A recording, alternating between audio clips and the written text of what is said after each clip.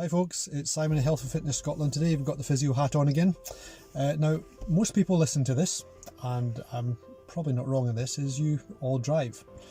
We all have to drive, probably to and from work, to and from the shops.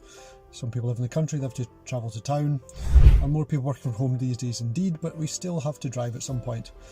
Now, one of the common things I found with people who have particularly chronic back pain is they find driving a bit of an issue. The main reason for that is it doesn't matter how good the lumbar support is in your seat in your car. The majority of them are just not good enough. They're not strong enough, they're not firm enough. And with the best will in the world, as you're driving along and you're concentrating on what you're doing, concentrating on what you're seeing and the traffic, the people, etc., you're not really thinking about your body until it becomes uncomfortable. For some people that can be after a few moments, some people it can be after 2-3 hours of driving. The problem is that your back just gets used to where you're being and you steadily slump down into the seat. And if the lumbar part of the back, that arch in the lower part of the back above the pelvis, doesn't have enough support, it slowly flexes and flexes and flexes. And as you're sitting, the spine gets compressed. The muscles start to push out the way and get stretched and stressed, and they just don't like it. Now, if you're driving for 2-3 hours, you know you get out the car and you're quite stiff. Now, there are 2 or 3 things, quite simple things you can do, just to reduce the chance of getting a bad back when you're driving, or reduce the chance of making the back that you do have worse than it already is. Apart from the obvious things like exercise, etc., that take you out with the car, what can you do within the car to actually make the journey more comfortable? So, first thing would be this here, headrest. If your car has a headrest that adjusts, get it pulled forward far enough so it's touching the back of your head. Now, you don't have to ram your head back against it, that's going to cause you as many problems as it's going to sort, but you just need to have it touching the back of your head, and that's called a proprioceptive response, whereas you're just aware of the touch, you're just aware of the feeling of the headrest touching the back of your head. What that does, it just keeps your head up above your shoulders. As you're driving along and your head's not in the headrest, you'll find slowly and steadily the body starts to bend down and flex forward. Just as you get used to position, you get a little bit lazy, you might have cruise control on, you're listening to the music, you're not paying attention.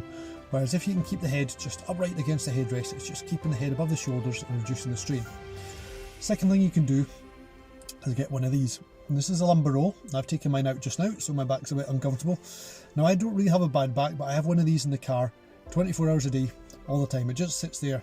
Now, they usually have a handy strap on the back that you can just strap around the seat. I find it sits in the wrong position on the chair or the seat if I do that, so I just have it sitting there against the seat. I jump in, I reach my hand behind, and I just hook it up into the lower part of my back, just where that arch is. This one's made of memory foam.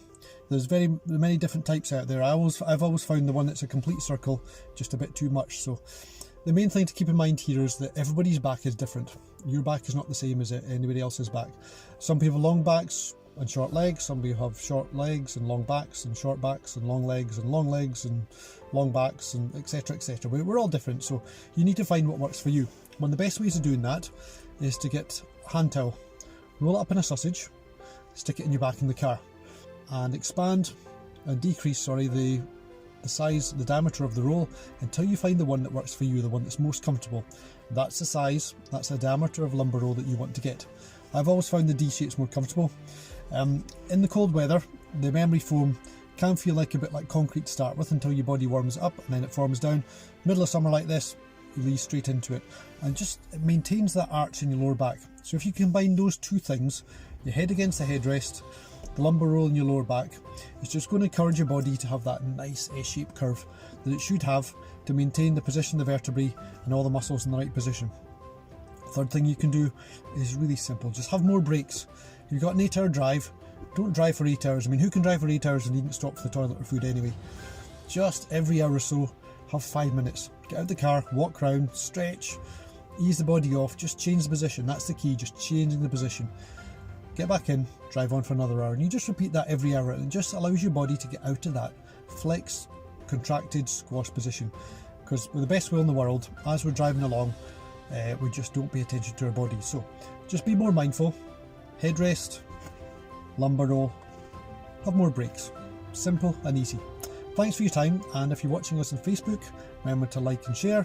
If you're watching this on YouTube, click subscribe so you can get all the rest of the videos that are going to be coming out, and feel free to comment on anything because we'll answer all questions, and especially with suggestions for future videos, because we want to give you the information that you need that's going to help you particularly and personally. So shout away, comment away, and look forward to seeing you soon. Thanks for your time.